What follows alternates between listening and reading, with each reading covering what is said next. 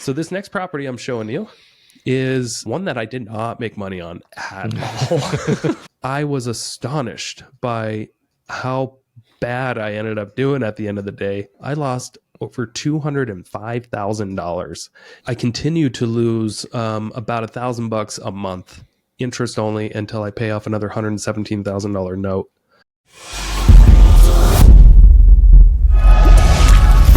You're checking out the Investor Shed podcast with Nick Beveridge and Jeremy Kitchen.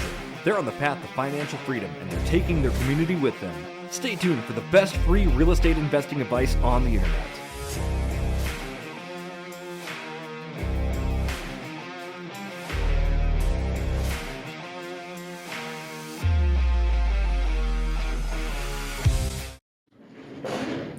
Welcome to the Investor Shed podcast, ladies and gentlemen. My name is Jeremy Kitchen, here with the magnificent Nicholas P. Beveridge. We got a really cool episode. Nick and I actually dive into 7 of the properties that he sold this year. And we kind of do like a really brief case study on each, on what he learned and what he didn't learn, and the good things and the bad things that happened in between. So yeah, I had 19 of them prompt and ready to go that I sold this last year, but we only got to tackle 7. I that's knew how we much weren't going to get through 19. I'm like, that's like an average of 3 minutes of property if we start the episode right when it happens. So yeah, but I hope you guys enjoy it. This is one of those episodes where you are going to want to watch on YouTube if you want to follow along and see photos. Yep. Because I do share my screen here and there on each property, and all you see are after photos, but enjoy. Yeah. Before you do that, though, what kind of food should people be indulging in? I would say like your leftover turkey from Thanksgiving a month ago.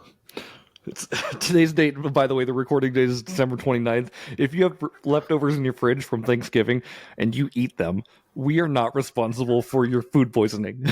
But I'll eat them take that anyway. Responsibility. I don't care. You don't care. No, nothing matters anymore. Nothing matters. Enjoy the show, everyone. Welcome back to the Investor Shed podcast. I'm Nick Beveridge here with my wet co-host, Jeremy Kitchen. How you doing?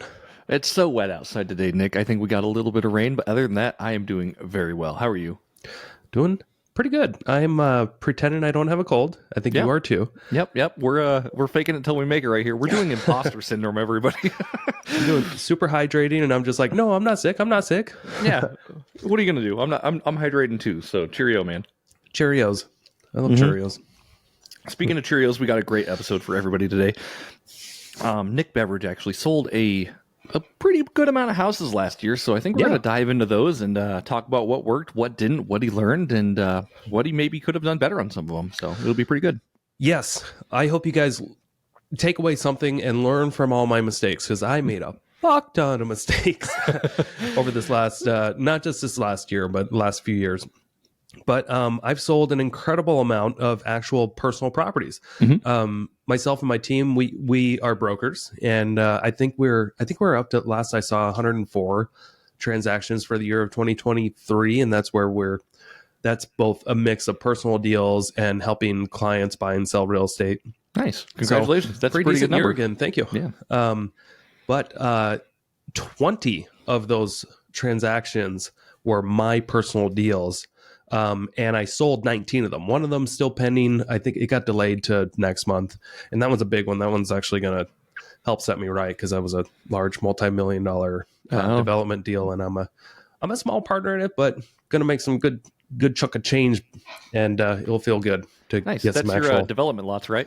Yeah. We developed 38 townhome twin home lots in the city of Post Falls, and selling to a very large builder. And it's gonna be nice getting that payday, because we're past feasibility and all that stuff. We paid our bond to the city, and we're on track to close next month. So next time you do a deal like that, let me know. I would love to see if I can assist you in any way. But let's talk about your stuff this year. So I did bring that one up to you, didn't I? I that one didn't come my way, man. Nope. What? I presented that to like everybody, and I had like a few people go in on it with me, but yeah, whoopsies. I see where your allegiance lies. That's all good, man. Hey, you got in the juicier, quicker deals. I did. I got in some juicy, quick ones. I'm not complaining at all. I'm saying like development deals are pretty cool, and they pique my interest a little bit. So, heck yeah. All right, so let's get into this, shall we? Yeah. Jeremy didn't want me to share my screen, but I'm going to do it anyway, because that's how I stay on focus. I didn't say that. So let me go here, and what I'm going to do here is show through the MLS, because this is just a quick, easy way. It shows that me personally, I've got a team here that helps me too, but like me personally, I was involved in 42 transactions, and I think 17 of these, I didn't sell them all on the MLS, but I think 17 of them or so Nice. I did. And I'm going to start with one of the cheaper, quicker, easier deals that I did at the start of the year. Oh, yeah. I was presented this opportunity. It's a manufactured home, not classified as real property, but it did come with a land, a half acre in Cataldo. Were they on like their own like parcel numbers or whatever then? Yes. Yeah, okay. And I'm showing you after photos. Today you're not going to see any before photos, just for the sake of time going through this. But as you can see, pretty simple, nothing fancy about this. I was presented this deal actually by a house cleaner that I use in the Silver Valley, and her boyfriend had come out of prison. He was in prison for 4 years, and this place was not being taken care of or payments made for 4 years. And she asked if I can help figure out how they can not just lose it completely, because it was also getting foreclosed on. I think they brought it to me in the fall of last year, and I think we eventually closed just before the foreclosure sale in January. We were waiting for title issues. That's the thing about these manufactured homes, when you don't have perfect title. Yeah, like if you're not registered and the lien holder is not correct and stuff, they're pretty touchy. It can take some time to actually be able to close and get title transferred. But I bought this property for what they owed on it, which was like 46 grand. I saw that it was at least worth 100 grand. And at the time I was buying it, I was just in the midst of pure chaos, and I should not be buying real estate. But it was one of those opportunities where it's just money, just a bag of money sitting on the ground. Right. And I found it as a way to help them too. They didn't want to just let all this go away either. They knew there was equity there. And so I had them come to my office. We chatted about it. We learned that they didn't have any money, but what she did have was she was also not just a house cleaner, but a skilled laborer. And she had a crew of people that can do all kinds of repairs and painting, flooring, that kind of stuff. And we decided to just do the bare minimum on this thing and just paint the outside, paint the inside, paint the cabinets. And I think I did end up having one of my contractors go in and fix one of the ceilings in one of the bedrooms. Gotcha. I think overall we spent like $6 grand. And some of the risky things about doing this, I mean, what I worked out with them was, hey, I'll go ahead and I'll buy this. And we're going to consider the base price that what you owe. And then whatever money I make on this, my net profits, if I make less than $20,000, you don't get anything, but I'll reimburse you for your repairs. If I make more than 20 grand, I'll give you 20, I think it was 20 or 25% of the net proceeds. Nice. And they ended up getting money. Cool. I think she spent a couple of weeks there doing repairs and stuff like that. And at the end of the day, I think I cut him a check for around 20 grand or something like that. No, sorry, it wasn't that much. It was like 15 or 16. It was a good chunk of change. They're about to lose it. They were super happy, and it did work out. One of the things I learned from this was you should just price things right from the start. That property sat on the market for a couple of months, and it just had an insane amount of traffic. There's so many people in and out of that thing. Yeah. We priced it for like 150 grand, knowing that we had a perfectly good comp at 120, but there was just nothing on the market like it, where somebody can buy a house that was move-in ready, even though they would need pretty much all cash to buy it, because it wasn't going to get a loan without having, a real property that easily. Right. And sorry, what I mean by that is like it wasn't attached to the ground with a proper foundation and properly strapped to the ground. Now we got some bids of what that would cost. It was going to be like 25 grand. but I did not want to take the time and effort to go through that whole conversion process and spend all that extra money just because I just didn't have the cash flow at the time. And they also wanted some quick cash. So, yeah. Were you a part of that at all? Did you ever even see that property? No, I never saw it, but I've heard it from you a couple times, Nick, and I thought that was a really cool deal you put together. Not only because it helped the people like get out of the sticky situation that they were in, but you also like gave them an option of like, hey man, if I don't make any money on this, you're not going to make any money. But if I end up making money, you cut them in on the deal. Yeah. And that was just super generous of you, obviously, for somebody that, it's a trailer out in Cataldo. Yeah, he has a risk. Yeah, and I'm basically partnering, and we did a joint venture agreement where I purchased it in my own LLC. I didn't, make them members of an LLC or anything. Right. I simply bought it with my LLC, and we had a joint venture agreement that said, hey, here's the plan. And in that joint venture, we also said, if the net profits are less than 20 grand, you're not getting anything except for reimbursed for materials that you bought. Sure. For the renovation. And they were comfortable with that. They knew that I only had a limited amount of time in my day. And if I was going to devote time and effort and money towards this deal, this is what I'd have to get for it to be worth it to me. And I think I just looked at the P&L. I ended up making, my portion was like 29 grand. And then I paid them the rest. So, that one actually worked out fine in the long run. So question about how you bought it too, Nick. How did you actually purchase this property? Did you buy it with cash? Obviously, you didn't do hard money or anything, did you? Oh, I did. I did hard money. Okay. Yep. Wow. Wasn't my cash. I got a loan, and that's one of the benefits of being in the real estate investment game and knowing numbers. And I was able to easily show my hard money lenders, even though at the time I was struggling to make interest payments with other things, and they had to give me loans to make all the other $50,000. But they were savvy enough to look at this deal and just be like, yeah, there's a bag of money on the ground. Here's 50 grand. Go do that deal. Does that make sense? Yeah, that makes sense. Typically, obviously, I do hard money brokering too, so I'm just curious. Like, I know we use some of the same people sometimes, but a lot of times they want that property tied down to a foundation in order to actually lend on it. Like, how did you convince them that there was juice in this deal? Because I had a couple of comparables that were in the same area that were also manufactured homes that weren't tied down. Great.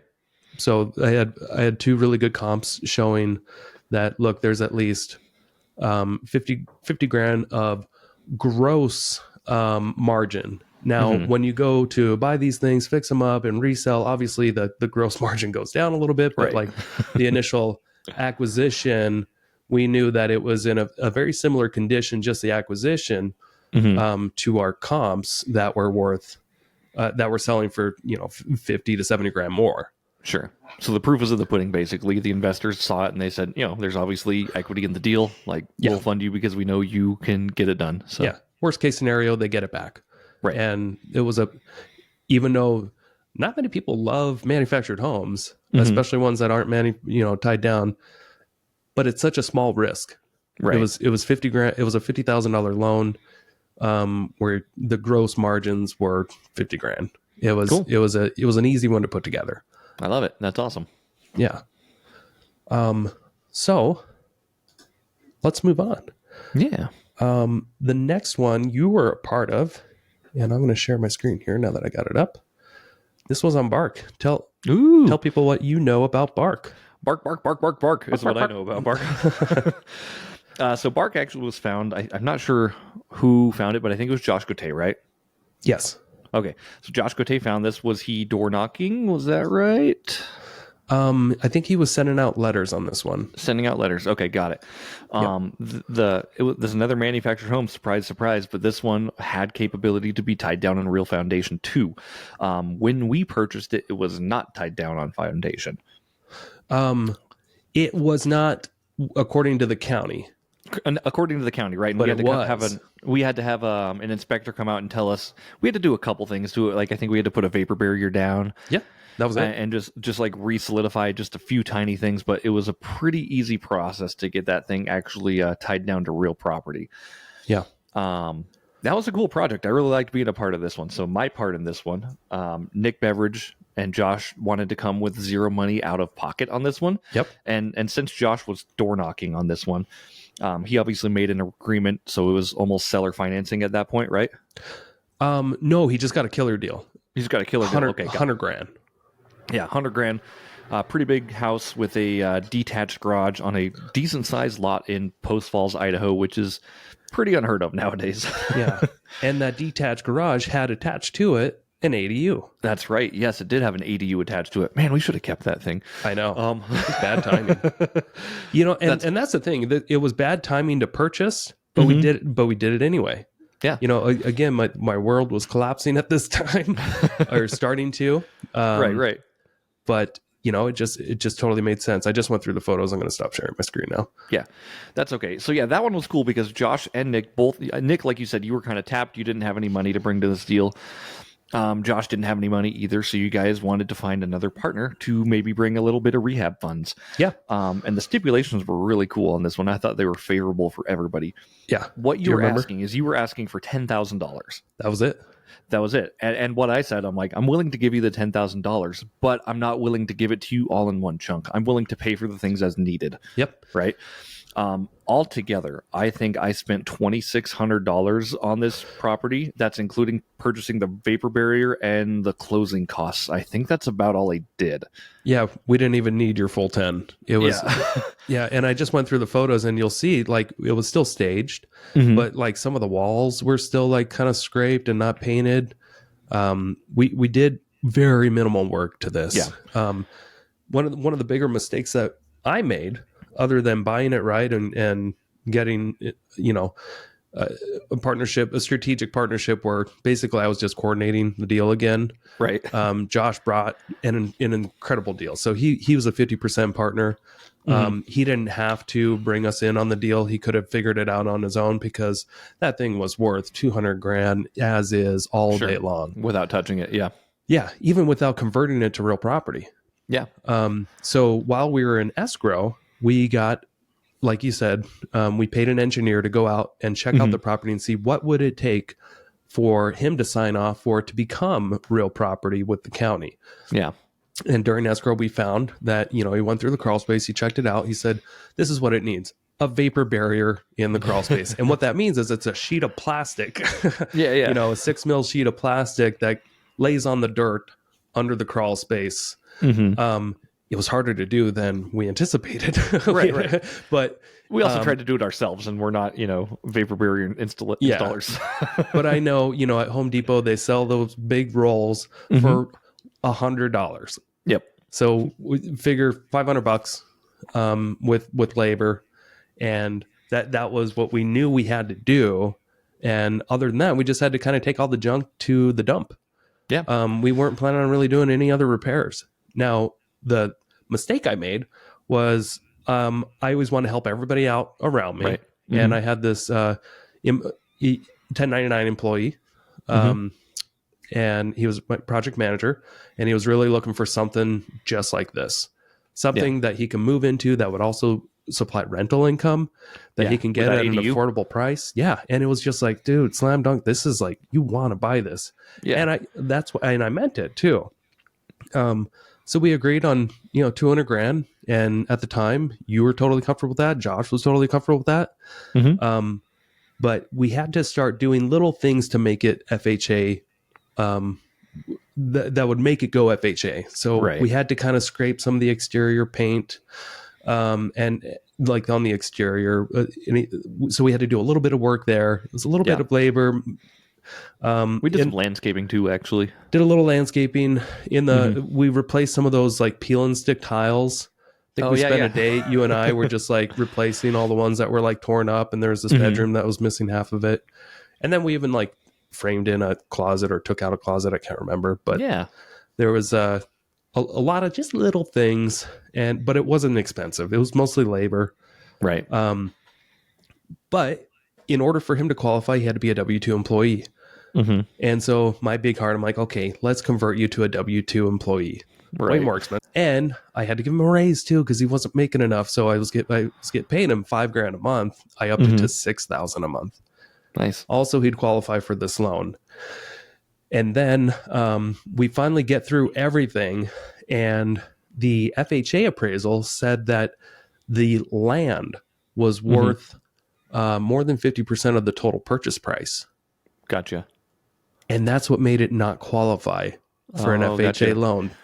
Such a weird thing. I've never heard of it. The lender had never heard of it. It was such an odd thing to be disqualified from. So basically, he got disqualified because I was selling him the property for too little. Wild. Did everybody catch that? Because the land value was over 50% of the purchase price. Mm-hmm. All we had to do to fix that was jack up the purchase price. But by how much, it didn't make sense for him. He was kind of tapped at his payment anyway because interest rates were being skyrocketed, and we had to kill the deal. Right. And we ended up reselling it for, do you remember? Was it 245 or something like that? I think so. I think it was 239. We ended up making a net profit of over 120 grand. Right. And my job on that one, obviously, like that. I was bringing up to $10,000 to the deal for 10% of the equity. So when we sold, like I spent $2,600 and then I got a check for $17,000 in like 4 months. Pretty good. Not bad. Pretty good investment on your part. Cash on cash return wise, like did pretty well. And we're all happy.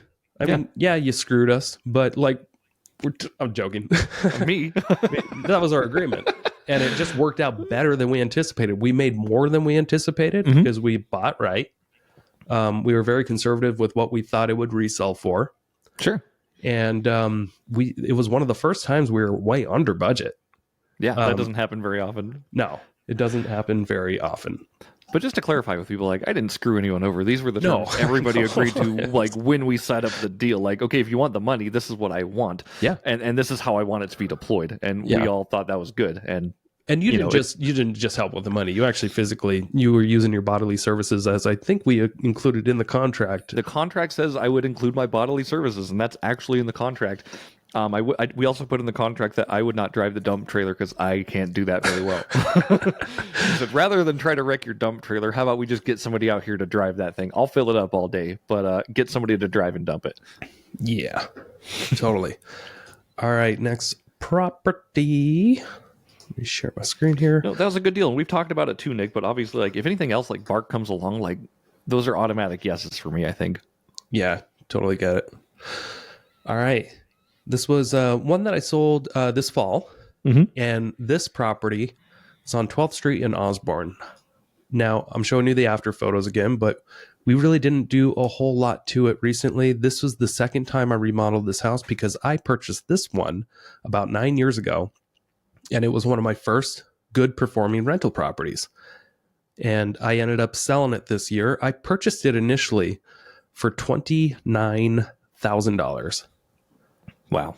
And it is a 3-bedroom, 1 bath, 1.5 bath. Now, when I purchased it, I'm going to show you on my screen.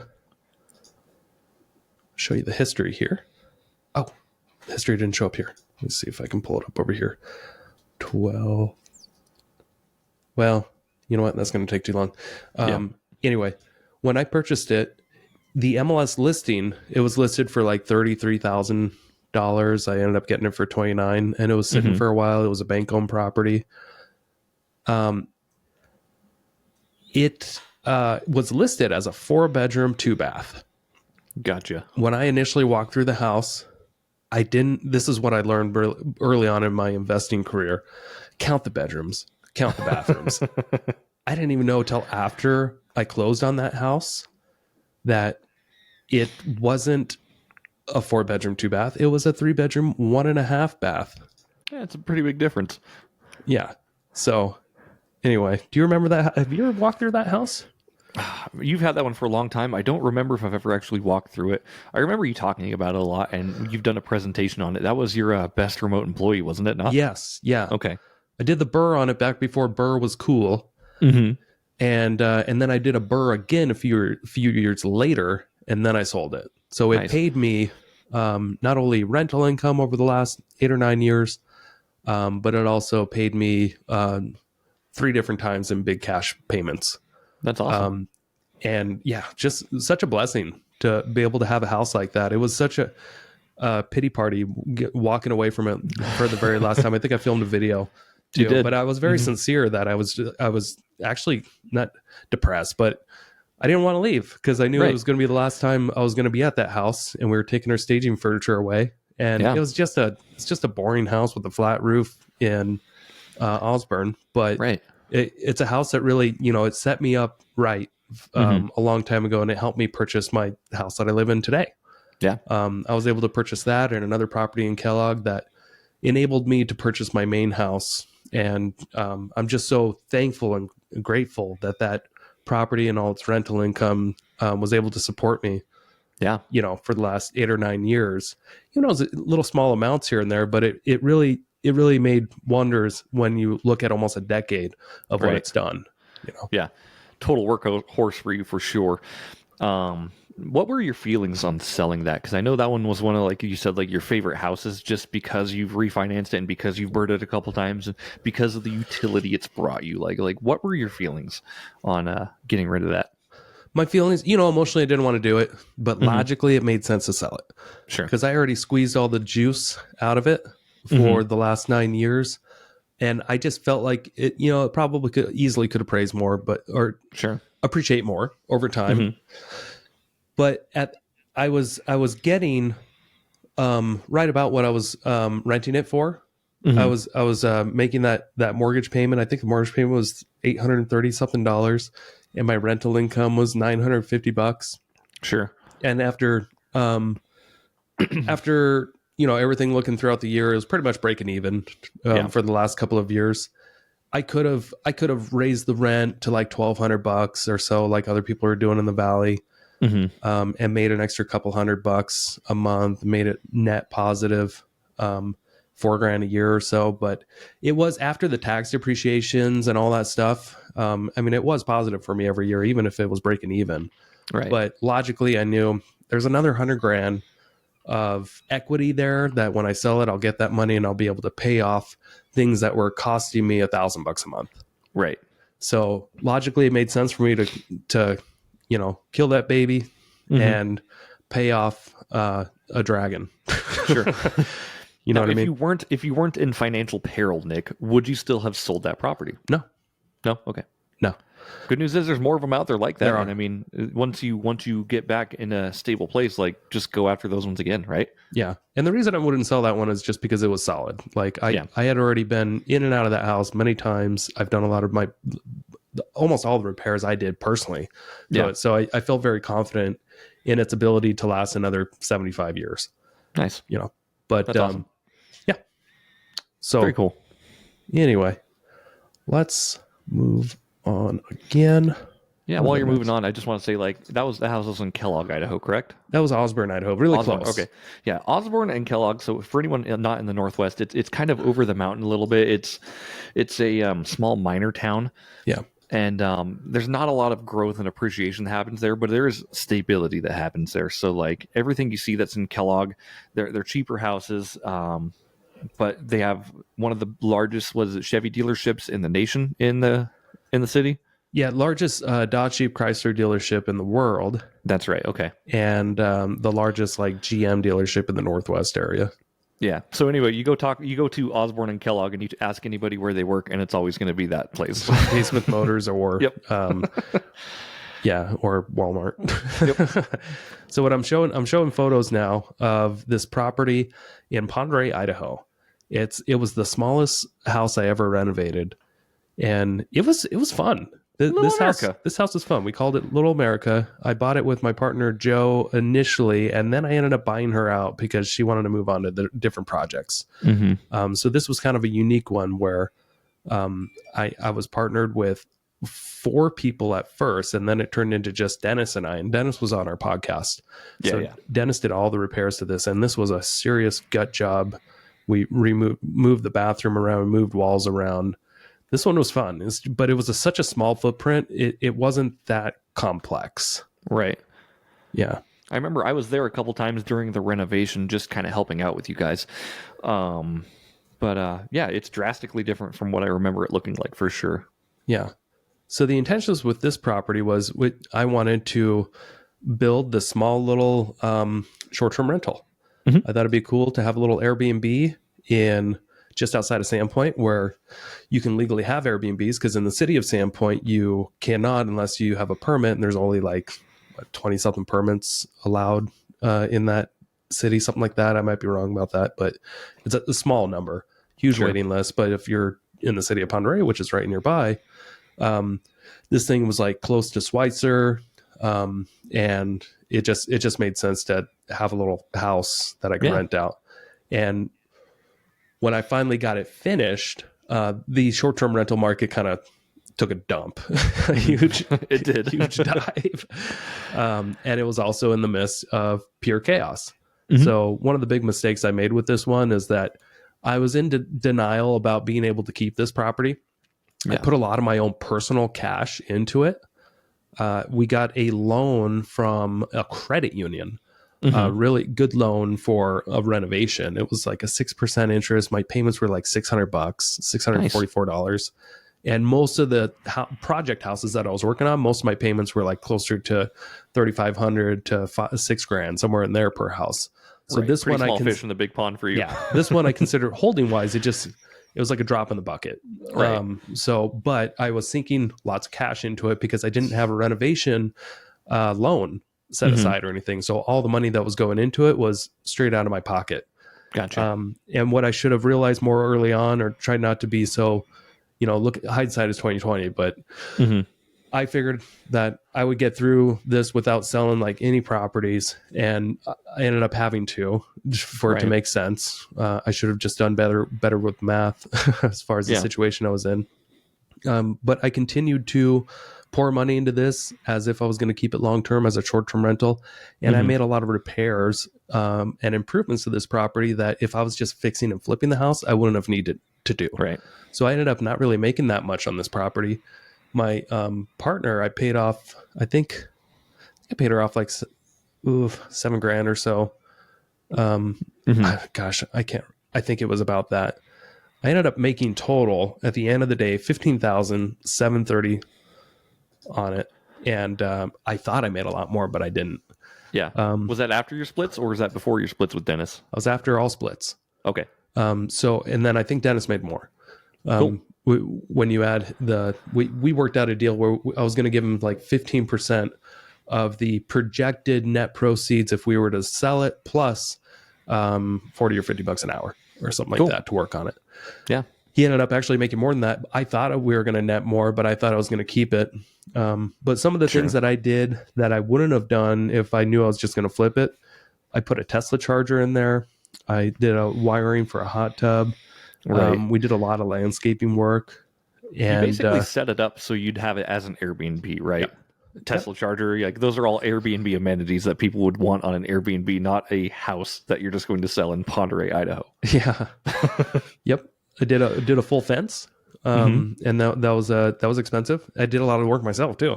That's how crazy I was. I learned I did fencing on another property too, and I just got addicted to it. I'm like, fencing's cool. Let's do another one here. I hope I never get addicted to fencing. Why not? Because you did that on Orchard too, and I'm sure we'll talk about that. But like, you built the own fence in Orchard as well, correct? Yeah. Okay, that's the one. Fence. Okay. Yep. Yeah, and then on our other property, the one on Violet. Yeah. So, I never want to get addicted to fencing. I'd like to assist with the fencing if needed, but that's work that I don't see myself like trying to master. Yeah. So one more thing that we did to this property that we wouldn't have done if we were reselling it. There's a difference between furnishing a property and staging a property. Yes. When you stage a property, you're using cheap furniture that looks nice, and you're not stocking cabinets and that kind of stuff, right? and putting everything in a house as that a guest would use. It's so when you stage a house, you're usually using maybe $2,000 to $3,000 worth of furniture. Sure. Depending on how big it is. Depending on how big it is. I'm just going averages based off what we know and what we've done. And almost any time we furnish a house, we're spending almost a minimum of $7,500, and that's why I think we spent on this one, because it's a small property. Gotcha. And we've spent up to $25,000 on furniture in to get everything out, towels, all Sure. the things, the batteries. There's so much money that you wouldn't even think of furnishing a house properly for a short-term rental. And the reality is we did all this, and we were our first guest, and we had a wonderful time during the Fall Fest of last year. And then we had it on the market for a while through Airbnb, through a manager, and it just never got any action. Gotcha. And then eventually it was just like, gotta sell it. Now, I gotta get my cash Nick, out. You're talking about furnishing versus staging. Did you include the furnishing in the actual listing? Yeah. Okay, so it came with all the furniture. The guy that bought it used it as a short-term rental, and he actually ended up getting a hot tub too. Oh, nice. Yeah, that's great. So I don't know exactly how he performs. Speaking with the property manager after the fact, it sounds like they did okay, but it's a cheap one. Okay. And the guy that bought it, he buys Airbnbs all over the country, I think, and just likes to visit them and keep them running. Smart guy. Cool. I'd like to do that sometime. That'd be cool. Yeah. That sounds awesome. Yeah. But you didn't go negative in that one, and that's important, right? Like, you made a little bit of money. You spent a lot of time. It was time. It seems like you had like a shift in trajectory and what you actually wanted and what was actually feasible for that property. So if that same deal came across your plate again and it had to have the same outcome, would you do it again? That's a good question. Yeah. Okay. Yeah, I'd do it better. Yeah. Yep. But absolutely, I'd do it again. I mean, we bought a house in a okay location for like $115,000. Yeah. After a wholesale fee. Yeah. Not too shabby. Yeah. So this next property I'm showing you is one that I did not make money on at all. Speaking of not making money, let's talk about Blue Heron, right? Blue Heron. This one set me back quite a bit. I bought a manufactured home on 5 acres in Sagal for $400,000 at the peak of the market. We're talking March of 2022, before I realized all hell was breaking loose, a couple months later. This property, I was astonished by how bad I ended up doing at the end of the day. I lost over $205,000, and I continued to lose another $1,000, even though I've already sold it. I sold it back in November. Let's stop sharing here. So, yeah. I continue to lose about $1,000 a month, interest only, until I pay off another $117,000 note that we were able to just kind of piggyback on another property that I have. So if I don't get that paid off for the next 2 years, it can cost another $24,000. Right. In losses on that one property. Let's dive into that, Nick. Obviously, like you bought it. How much did you buy it for? Because I remember when you bought it, you bought it from a wholesaler, and in my mind, I was like, that sounds high. Yeah. But that was only first realizations of what it was, because it was a manufactured home on a big piece of land near water. It was cool. It was cool. It was just that manufactured home thing where I was like, that sounds high for a manufactured home, but wonder what. Yeah. So talk about it. Yeah. So when I purchased it from this guy, we're talking March of 2022, and properties on acreage that weren't out in the boonies were selling for at least $500,000. Yeah. So he had it under contract for $360,000. He made a $40,000 wholesale fee selling it to me for $400,000. And I was fine with that because I had comps showing that there were other manufactured homes in worse shape selling for $515,000, $530,000, in that price range, in the lower 500s. Right. And I thought to myself, dude, there's, if I list it at $499 without doing anything, I'll probably get it. Right. Now, big mistake I made. It was on real property. It was classified as a manufactured home that, was tied down properly. It was real property. There wasn't that. However, it was built in 1976, and that was a big red flag. Yep. And I did a lot of due diligence to make sure that it can get a loan, and it was built to the HUD standards. So I found old paperwork from an appraiser, and this is what I've learned, that don't take what an appraiser says, you may get other verifications, but I checked it with 2 different lenders, and I sent them what I had on it, and they both said, yeah, that should get a normal, conventional QM loan, qualified mortgage. Yep. Because you have that, because it was built in 1976, but it was built to the HUD standards in 1976. Right. Now, what I learned a year later was that I did poor due diligence, and I didn't think to go try to figure out what was the actual date in month and day was it manufactured, and would that even make a difference? It was it was built 3 months prior to the date that HUD wants. Gotcha. It was built in March in anticipation of those summer changes coming. So even though it was built to the HUD standards, it didn't qualify because it was built 3 months before the HUD standards kicked in. Gotcha. So when we had a buyer finally, a year later, it took us too long to renovate it. We weren't getting any action. So I'll go back a little bit. Yeah. I got a loan for $445,000, and I got all the fees wrapped in for 6 months. Prepaid interest payments for 6 months into the loan, and an extra $12,000 to renovate it. And what I wanted to do was just swap out the decks. Yeah. The decks were kind of rotting away, and I figured, do the carpets. Yep. So when we bought this house, walked through it with my brother, and it was one of the cleanest properties we've ever walked through. It was just so dated. It was very dated. It's very dated for sure. Yeah, but it was clean. And what we wanted to do is let's swap out the carpets, swap out the decks, and I think we're good. And that's what we did. And it got like one showing in a 4-month time frame. Yeah. And in 4 months, $4,000 a month, that's, do the math, that's $16,000 to have one showing in holding costs. Yikes. And the feedback was just, no, overpriced, don't even want it. And so eventually we decided I was trying to refinance it. And a lender said, get it, this isn't even renovated, because the kitchen was old and all that stuff. And, yeah, it was very dated. Very dated, wood paneling throughout. So we took it off the market, and my brother Sean and Jesse, they spent all of December renovating this property on the inside, and they made it beautiful. Right. I mean, if you go back to the photos I went through at the beginning of this talk, it actually looked really nice. Oh, yeah. And we had it under contract without even the outside work being able to get done for $480,000. Now, I sold it recently, towards the end of this summer, finally, for $350,000. Yikes. Yeah. It was then at $480,000 with that buyer. At the end of before we closed, they found out, this isn't a post HUD home. This is a pre HUD home.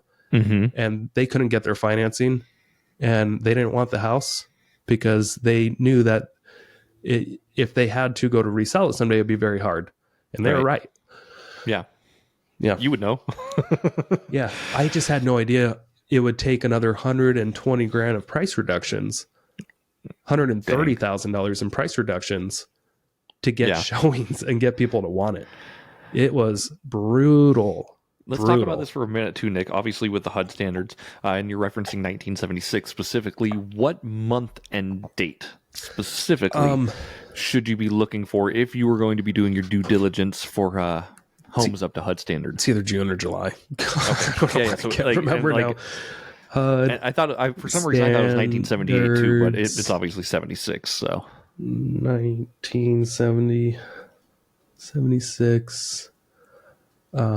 Manufactured home.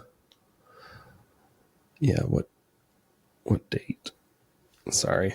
No, sorry to derail you. June, you just had June 15th. June 15th, 1976. June 15th is the date. So if you're looking to buy a manufactured home and you want it resold for FHA, it has to be manufactured later than June 15th, 1976, correct? And it still has to be built to the HUD standard. Yeah, so it doesn't necessarily mean that those were built to the HUD standard, but that's just like when those requirements kicked in. Gotcha. Yeah. Okay. Likely it would. And it would have to, and what you really want to see is a data plate on the inside of the house. And that's what we were missing. We had tags on the outside and we tried to go around that. But because we didn't have the data plate with all the information somewhere on the inside of the house, it's usually, they're saying it's near the electrical panel or it's in one of the kitchen cabinets when you open it. Gotcha. So it's usually in one of those spots. But we didn't have it. And it didn't matter anyway because of the date it was manufactured. Yeah. So huge, disgusting losses. And that was a huge loss for sure, man. Yeah. I remember the first time you had me out there the first time, I took photos of it before you renovated it the second time, right? So I took photos of it when it had the wood panel walls. Yep. That was the video where I tried to hit you with the drone. I remember that. That was pretty fun. We were making a lot of fun videos that summer. Yeah. That was fun. That was a good memory of that property, but it sucks that you lost, $200 and some $1,000, and if you don't get that loan paid off, you're still losing with it. That's the reality of real estate sometimes. That is the risk that you take sometimes. Yep. Yes. Yeah. How are we doing on time? We got 40. Okay. We're probably not going to go through all these today, but sure. I'm going to share another one here. We'll hit a few more because these are fun. Yeah. Now, knowing what you know about that house, obviously, specifically, Nick, like, what would you do next time? Not buy a manufactured home. Great. I love it. Move on. That's the biggest lesson I learned. Yep. Don't buy a manufactured home at all. Got it. Okay. Am I sharing my screen? I am, I think, right? I see it. Okay. Here's a deal that went well, and we just sold it. We sold it a week ago, and we bought it. We had it under contract actually last year. It just took a while to sell. So this is a property. I'm showing you after photos again. There's no before photos. Sorry. Someday we'll probably go deeper into some of these, but this was an easier property to sell because it was in Spirit Lake on a half acre, and we listed it for $349, and I was getting the kind of action that you would get in 2021 on properties where we're just getting multiple showings, multiple offers. Yeah. This one did take quite a while to renovate it though. It did. This one I was partnered with Josh again. Josh got a great deal. Initially, he got this deal under contract for like $230, something like that, and it didn't have seller financing. And the market started slipping. This was like in the summer of 2022. And they almost ended up walking away from it completely, but the guy was willing to negotiate even further.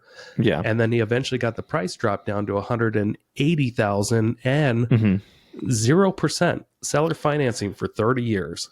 Yep. So the interest payment was, not even interest payment, principal only payment was like $800. Right. And what's pretty good. At the time, I had a lot going on, and he wanted to partner with me on it, and I was kind of pushing him off. I'm just like, I just don't really have the time or money. Right. But you know what? You should partner with my brother, Sean. Maybe you guys can go 50-50. And he can renovate it, and you can maybe you can get a loan. Yeah. For the, try to raise money for the renovation.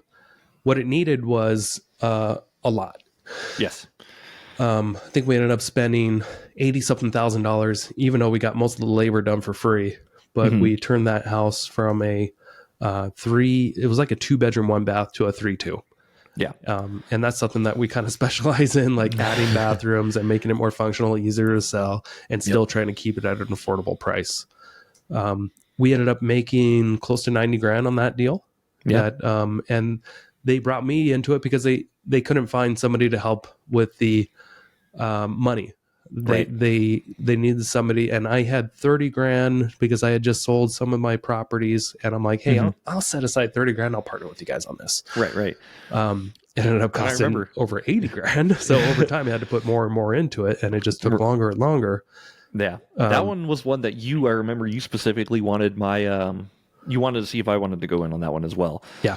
You asked me if I wanted to pitch the $30,000, but when it was pitched to me, the deal was still $230,000, no seller financing or anything like that. Yeah.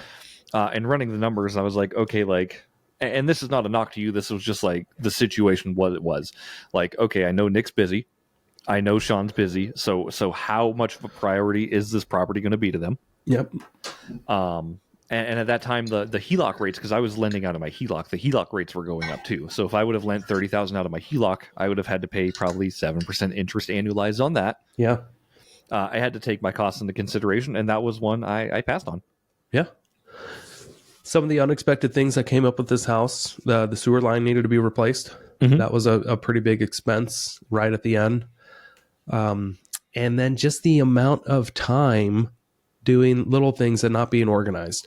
Yeah. It was one of those projects where I didn't want to be. I tried initially with the demo. I was involved with that, and I tried to have a structure and a board, and here's what's going to happen. And do you remember what month that was? Because I think you helped me with some of the demo. Yeah, I came out once or twice, and I helped like do in the a big burn and springtime. yard cleanup. But that was It's before summer.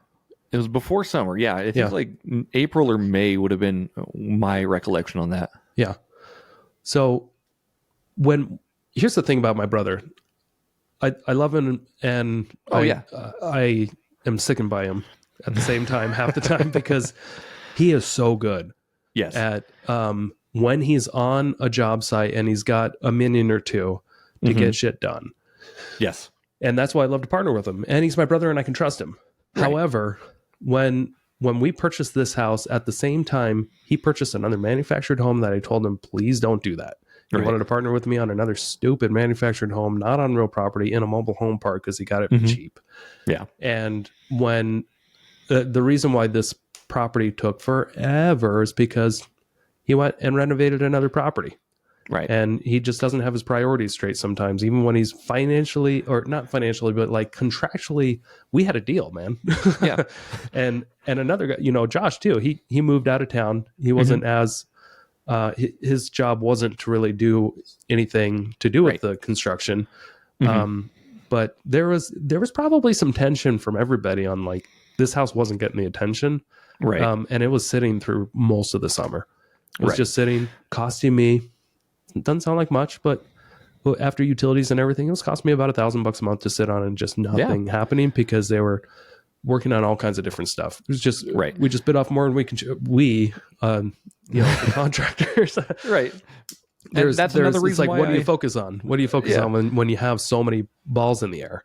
Right. And typically you focus on the ones that are the most expensive. Right. Yeah. You try to not break your crystal china versus letting the paper plates fall. But yeah, that's another reason why I passed on that one, because I knew Sean was busy, and I knew I'm like, is this something that I want to take on as holding costs? And is this something that, since there's other projects going on, like it doesn't feel like this would be a priority to my money. And that's not knock on you, but just how busy things were back then. Yeah. Yeah, totally. But you guys ended up getting it for a really good deal, which is great. And you ended up getting more favorable terms, like you said, 0% seller financing. And I know you guys wanted to sell it because that's what the owner wanted. But you guys could have held that thing for 30 years. Yeah, could have. But we told the seller we wouldn't do that. Right. And that's exactly, you're many your words there. So that's awesome. Yeah. Yeah. Yeah. Okay. Can we talk about the numbers? How much did you guys make on that one? I'm sorry. We made close to 90 grand. Cool. That we got to split 3 ways. So we all still walked away with 30 grand in our pockets. And a big fucking smile on our face. That a project's actually done and we can get it off our plate. I love it. And not only that, I was sinking cash into it. So I got my $80-something thousand back on top of that. So I got to walk away with closer to 120 grand. Right. And a bigger fucking grin on my face. Like, yeah. You got some money back. Forced savings account. Sometimes when you're the guy that has to dump money into a project, but there's plenty of equity and you're going to get it back. Right. It wasn't the worst thing to have to put more than 30 grand into it. It's funny. The agreement was I would put 30 grand into it, but I think I had put almost 20 grand by the time we actually closed because we had to there was so much involved to get it closed. We had to do a quiet title. Yeah, and pay legal fees to walk out, pay all the sellers' taxes, back taxes, all this stuff. But it costs like 17 grand, even though we got the whole thing funded through seller financing.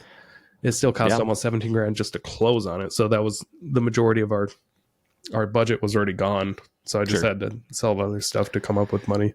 Yeah, and your job on that deal was only to bring the money, and it seems like you ended up coordinating a lot more than anticipated. Yeah, that's the way it goes, man. Oh yeah, yep, I get it. Yeah, but you know what? I have fun with it. Yeah, I like fixing and flipping houses. That's yeah, I didn't have to be as involved, but I chose to. So this property I'm showing next, I think we'll do one more. Maybe we Okay. can do some more of these another time. yeah. This was a piece of land on water that I purchased with my wife, and our plan was to build our dream home on there someday. And we purchased this in 2020, back when we were in a much more solid financial place. And we sold one of the cabins that we had in order to come up with a down payment, and we did seller financing. We bought this property, and I thought I was nuts at the time. Still kind of do, but Yep. we paid like $360,000 for a piece of land without any utilities on it.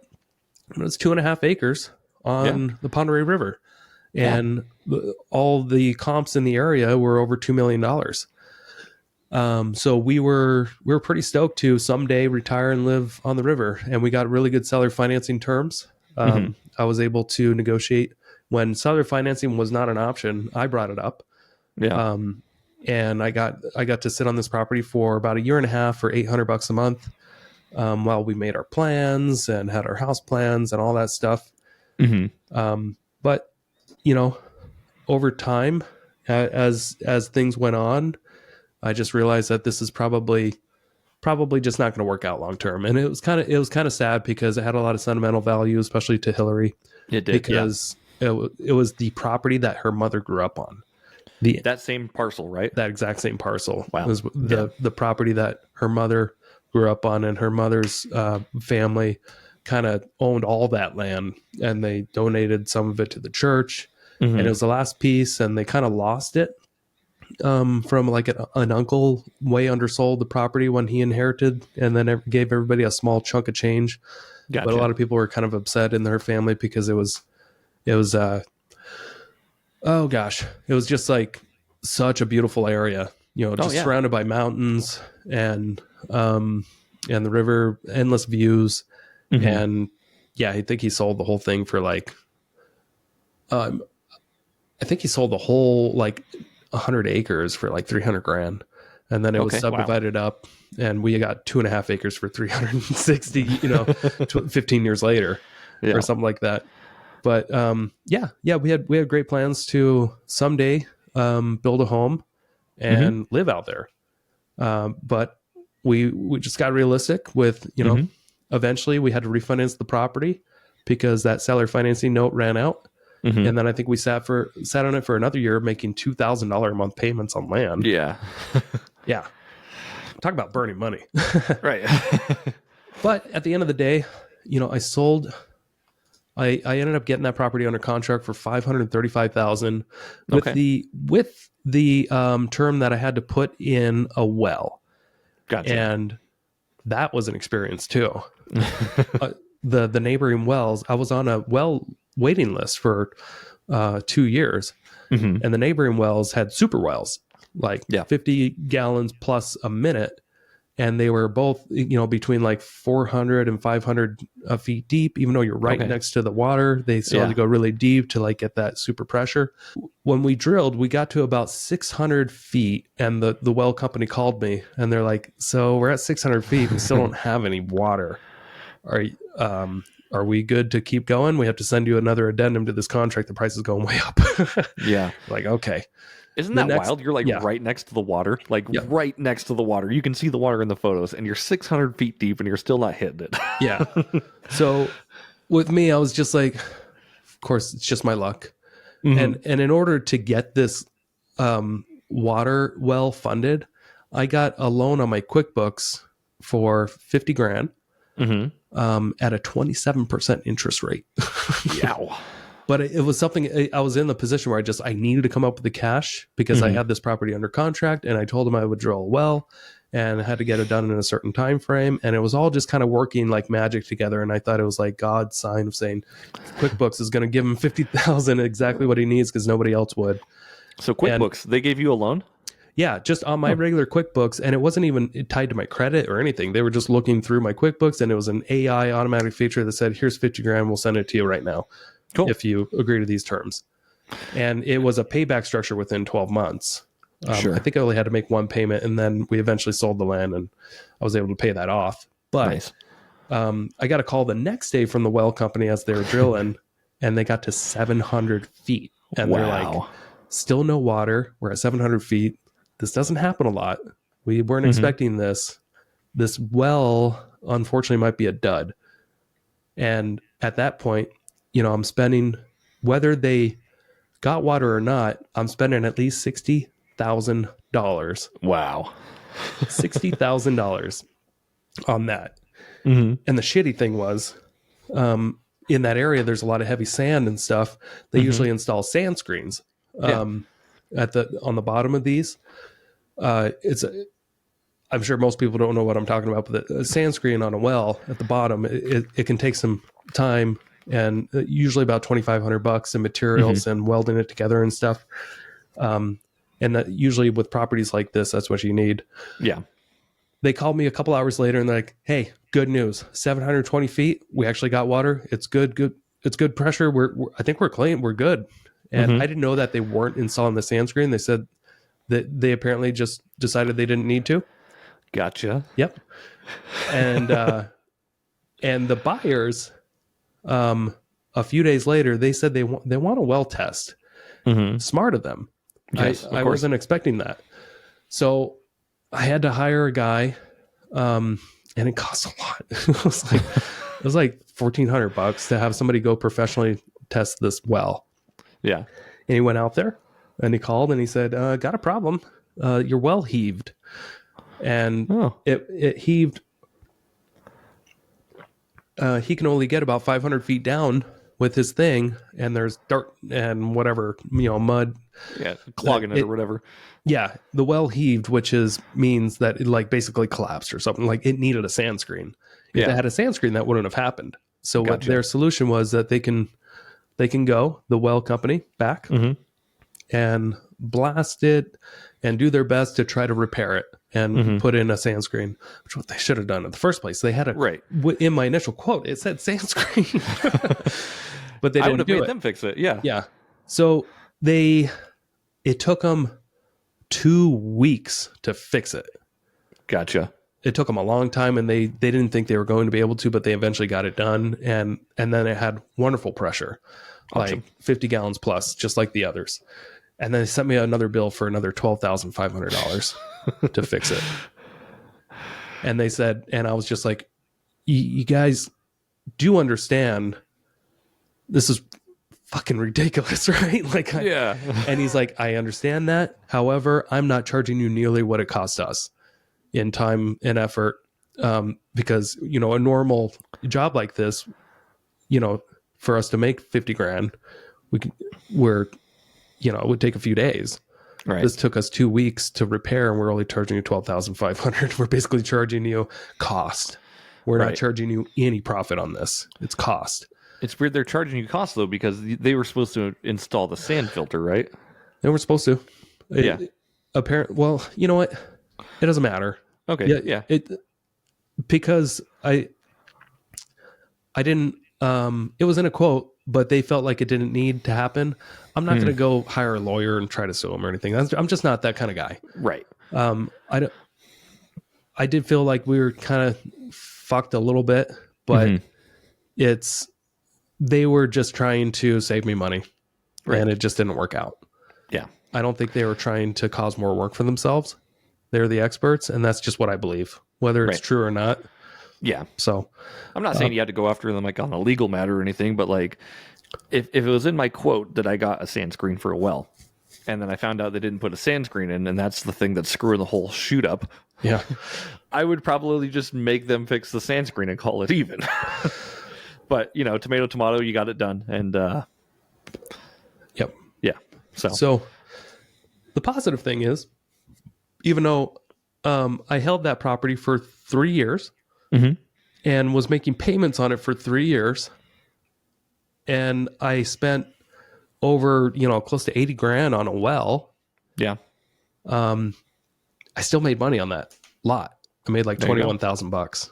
Yeah. Now, if I would have just kept that cabin, I would have made so much more money because I would have had rental income for the last 3 years from this cabin. And if I had to sell it, I would have made a lot more. That was your cabin in Wardener, right? Yeah. Yeah. Okay.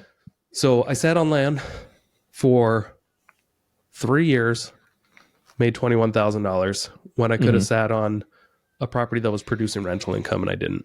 Right. Yeah.